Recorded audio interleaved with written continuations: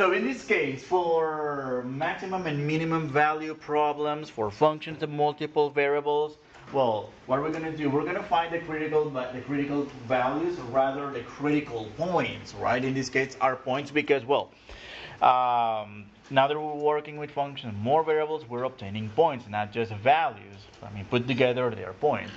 Find a relative extrema, which is the same maximum and minimum, but we're going to introduce new points that are called saddle points, which we're already familiar with those saddle points. And of course, we're going to solve optimization problems involving functions and multiple variables. Remember those word problems where you had to maximize and minimize this or that, the volume, surface area, cost, all of those. But now we're going to do this using functions of two variables. All right?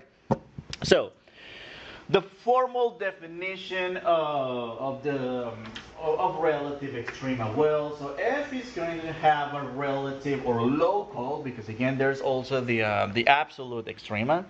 So the local maximum at a given point if there is a circular region R center at a point x naught y naught, such that f of x y less than or equal f of x naught y naught for all x naught y naught in R.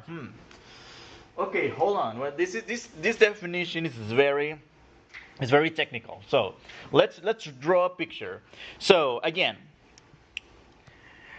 let's look at the Calc 1 version of this. For the Calc 1 version of this, consider the graph of this function, for instance. That is, I don't know, maybe something like this. What did we do back in Calc 1? In Calc 1, so we found the critical values, that is the values of x at which we're going to have either maximum or minimum values. Well, from the graph it's easy to see which ones are the maximum or the minimum values. Then you needed to do a number line with test values to look at the sign of the values before and after the critical points. If you had a negative, then positive, then that means minimum. If you had positive, then negative, that means a maximum, right? In other words, going from increasing to decreasing, that's a maximum, and then going from decreasing to increasing, then that's a minimum, right? Or relative minimum. So, relative max and relative min, all right? But I mean, in this case, we were looking at values from either side, right? Because these were intervals that we were testing. So when it comes to functions of multiple variables, which describes, well, two variables, the case with two variables which describe surfaces, well, we have pretty much infinitely many possibilities to reach that maximum or minimum point. Remember the idea of finding limits? We can approach it not only from the left or from the right, but from the top, from the bottom, from a diagonal, from a crazy trajectory. So there were infinitely many possibilities, but still, we can simply go with the shape. For instance, if we have, say, this surface here,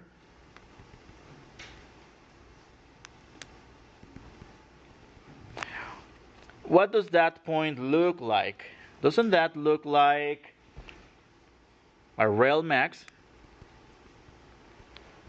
I mean, because you can simply think of going up the hill. But how is that connected to that formal and very technical definition? Well, so this point right here, this point, the rel max, right? Notice that point, which is, let me call this x naught, y naught, all right? Notice how that point x naught, y naught, if you look at this surface from the top, wouldn't you see like a circle here, like a disc, which is really this circular region the definition is talking about. Now, this surface here, this surface is going to contain infinitely many points, right? But we're looking at a special point. What is that special point? The one I pointed in red. That is the maximum point, right? So all these points in yellow here are the points f of x, y at your favorite x, y value. So, and notice the inequality right here is true for the maximum case, because did you see how every point right here is lower in height than the maximum? So here, this inequality is telling us that f of x, not, y not, it's the upper bound, it's the maximum. So now for the other case, where we would have, that one is easier to plot, I guess. So that's going to be our surface with, in this case, a minimum, rel min, at the point x naught, y naught. In a similar way, now look at the definition.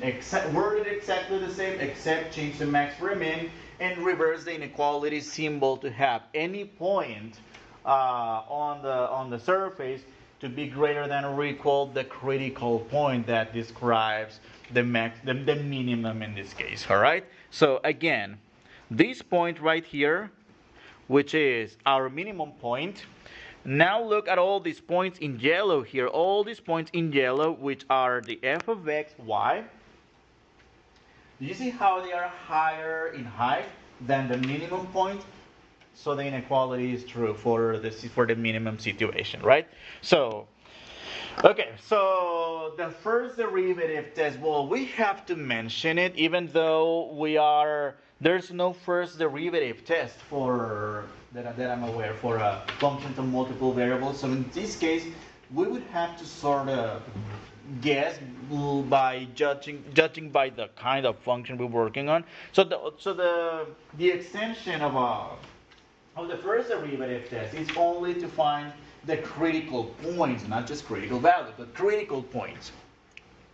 Okay, so if a function f has a relative extrema, they will occur at critical points. I mean, those values of x that are giving us max and mins. In this case, are going to be order pairs. So, and are going to be interior points for surfaces that are in the domain of f, and for which f, the partial derivatives with respect to and y, are either or both equal to 0, or at least one of them does not exist. The does not exist case, that's when you have a rational, right?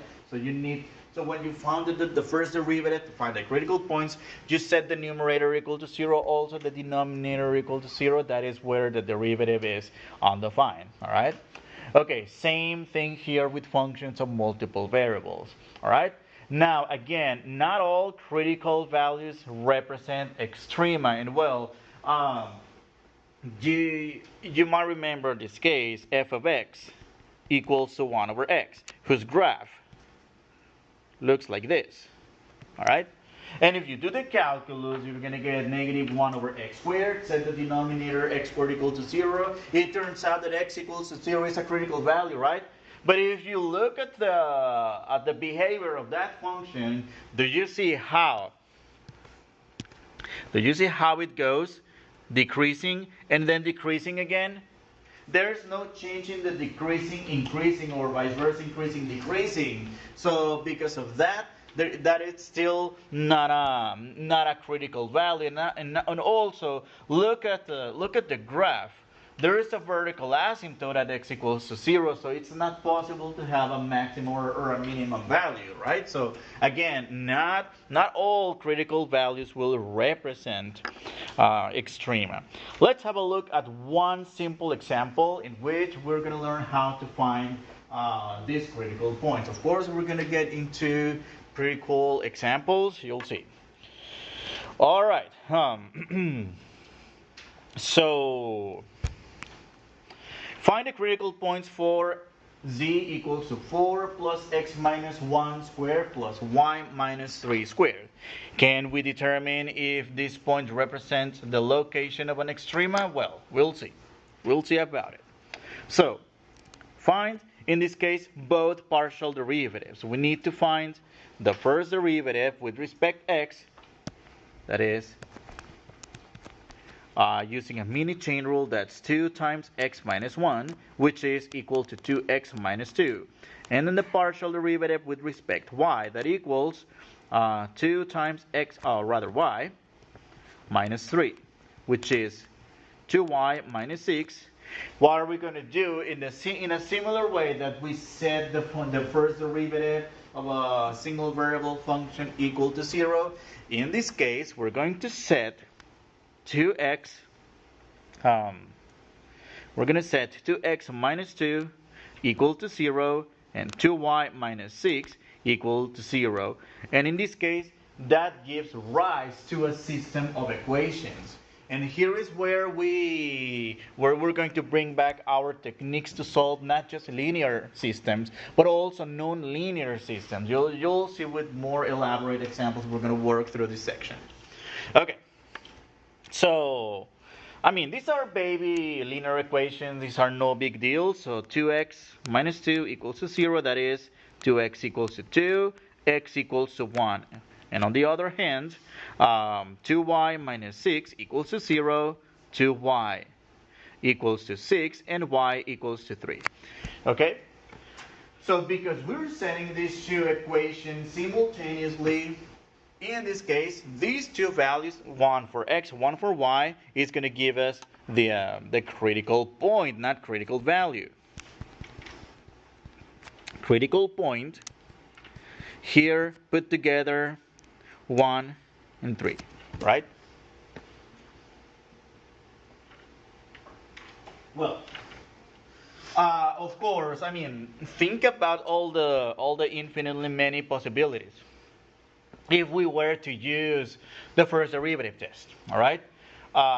From the left, from the right, from the left of 1 and from the right of 1, that would be maybe 0 and 2.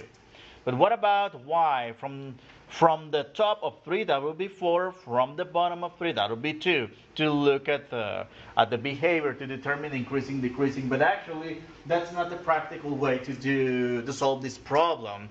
So, and because also we just do not have the vertical the vertical approach and the horizontal approach. Again, we have infinitely many possibilities to get to that critical point.